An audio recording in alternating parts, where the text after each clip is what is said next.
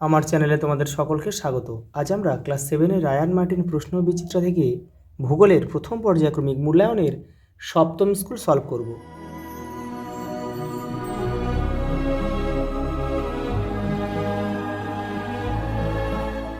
দেখো প্রথম প্রশ্ন, দেখো মকর সংক্রান্তি কত তারিখে হয়? দেখো 22শে ডিসেম্বর।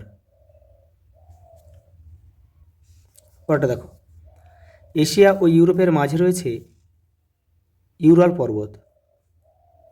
পরেরটা দেখো, অধিবর্ষের বছরটি হলো 1996। যে বছরগুলিকে 4 দিয়ে ভাগ করলে মিলে যায় সেগুলো হচ্ছে অধিবর্ষ। বিশ্বের বৃহত্তম সামুদ্রিক তৈলখনি হচ্ছে সাফানিয়া, অপশান সি। পৃথিবীর পরিক্রমণের বেগ সেকেন্ডে প্রায় 30 কিমি। মূল মধ্যরেখার মান 0 ডিগ্রি। পরেরটা দেখো, এশিয়ার দীর্ঘতম নদীর নাম হচ্ছে ইয়াংসিকিয়াং।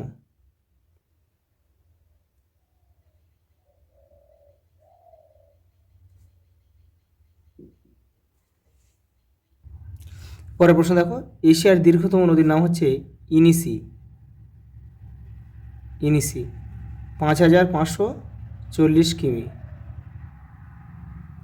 পরেরটা দেখো, টাইগ্রিস ও ইউফ্রেটিস নদীর মিলিত প্রবাহের নাম হচ্ছে 7 এল আরব। পরেরটা দেখো, ভারতের প্রমাণ দ্রাঘিমার মান 82 ডিগ্রি 30 মিনিট পশ্চিম, এটা মিথ্যা। পরেরটা দেখো, পৃথিবী কক্ষতলের সঙ্গে 23.5 ডিগ্রি কোণে হেলে আছে, এটা কিন্তু মিথ্যা হবে।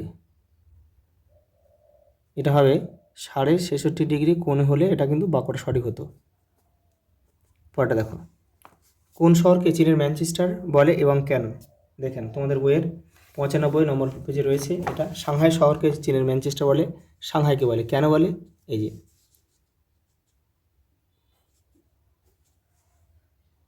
পরেরটা দেখো, জিপিএসের দুটি উপযোগিতা লেখো। এই যে এখান থেকে এটা পুরোটা লিখে দেবে।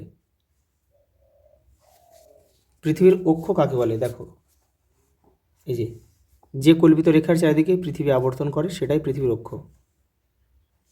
রবি মার্ক কি?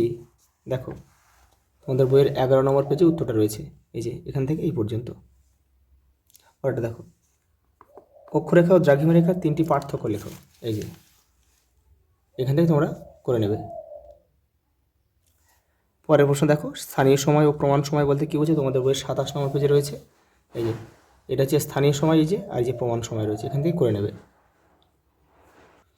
পরের প্রশ্ন দেখো, এশিয়ার উত্তরবাহিনী নদীগুলির 3টি বৈশিষ্ট্য লেখো। 88 নম্বর পেজে রয়েছে। দেখো এই যে এই উত্তরবাহিনী নদী আর হচ্ছে বৈশিষ্ট্য, এখান থেকে 4টে রয়েছে, তোমরা 4টেই লিখবে।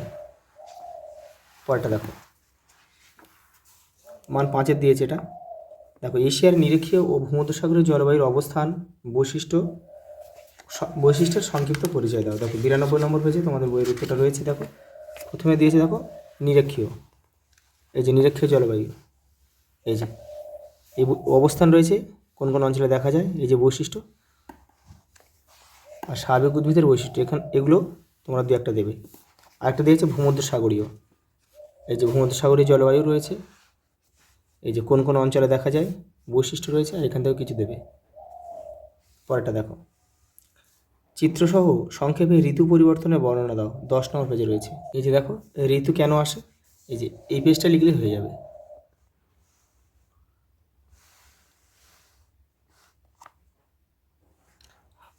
পরেরটা দেখো, পৃথিবীর অপসর ও অনুসর অবস্থানের চিত্রসহ সংক্ষিপ্ত পরিচয় দাও। এই যে